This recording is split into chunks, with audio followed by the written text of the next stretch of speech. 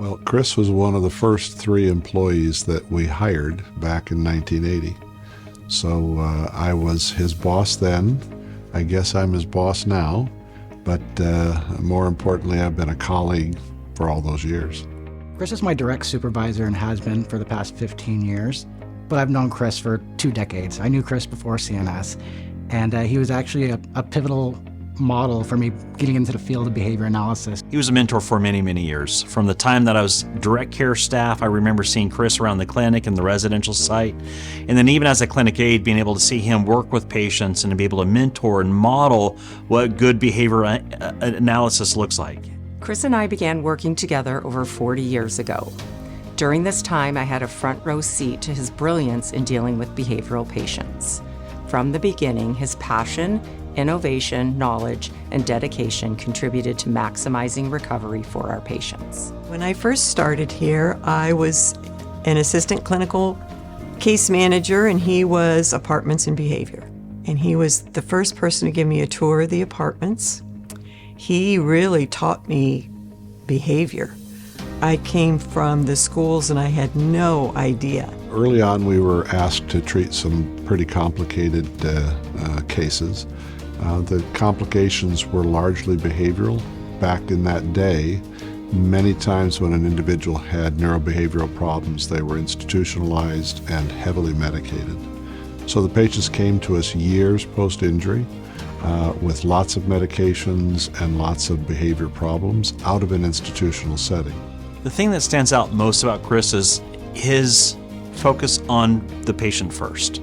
In every single conversation, that's the framework that he would use to make a decision what's best for the patient.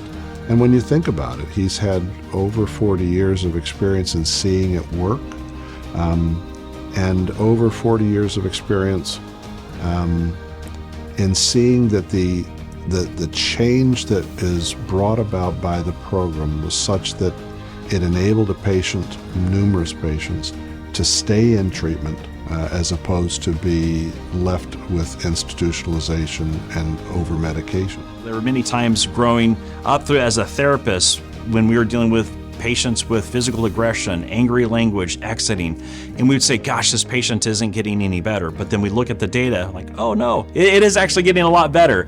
And if it wasn't for that data, we would just lean on our perceptions. And that's really where Chris has really made a big impact, is showing that not only when you identify behavioral patterns and apply the right approach and track it through data, you can really make a big difference. And without that data, it would be hard to advocate for the efficacy of our treatment.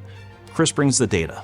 The data that we collect every single day and all of the systems that he has developed, both for our clinic and our residential programs, not only provide us with excellent care, but keep patients here in a very unique way. And it's something that, is going to endure, and it's going to remain, and it serves as a model for other places and other folks to really show what we can do in brain injury. We here at CNS are a very unique program. There's very few behavior analysts working in brain injury. The totals are at about 73 in the world. So I kind of keep count of how many of us are here at CNS, and last I counted, there was about 7 of us. So that means that Chris has helped build our company to being 10% of the world population of behavior analysts in brain injury. And he's done that through the research, the advocating, and really demonstrating the results to management and insurance company.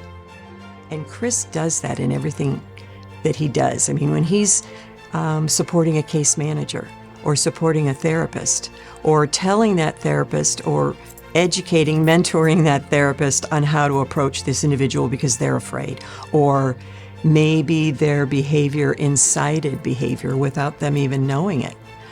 He's able to look at that and say, okay, take 2, let's do this a different way. And that's what he's been able to teach all his behavior specialists as well. That's why I think our behavior program sets us apart. Before CNS, these patients ended up in psych hospitals and they stayed there. But they come to CNS and our behavior program, and Chris at the helm directs these people so that they can have a better quality of life, and that's what it's about. Well, I think he's had a significant influence on young professionals coming into the field through his work with us here and with the ABAI organization. He's worked very, very hard toward perfecting that interplay between medicine and applied behavioral analysis. He's got a great sense for which of those tools to use and when, and he's been a very good mentor and teacher for, as I said earlier, all sorts of folks in our spectrum, whether they are brand new employees, folks where this may have been their first or second job, to seasoned professionals who may have had 10, 15, 20 years of experience coming into this environment. Congratulations, Chris. I'm so proud to work with you every day. Congratulations, Chris. The award's well deserved. You've been an inspiration and a great leader for our team here at CNS. Chris, I've always said you're my biggest mentor. You've taught me a lot, not just professionally, but personally. Congratulations, this is well deserved, and I hope we continue to disseminate your good work.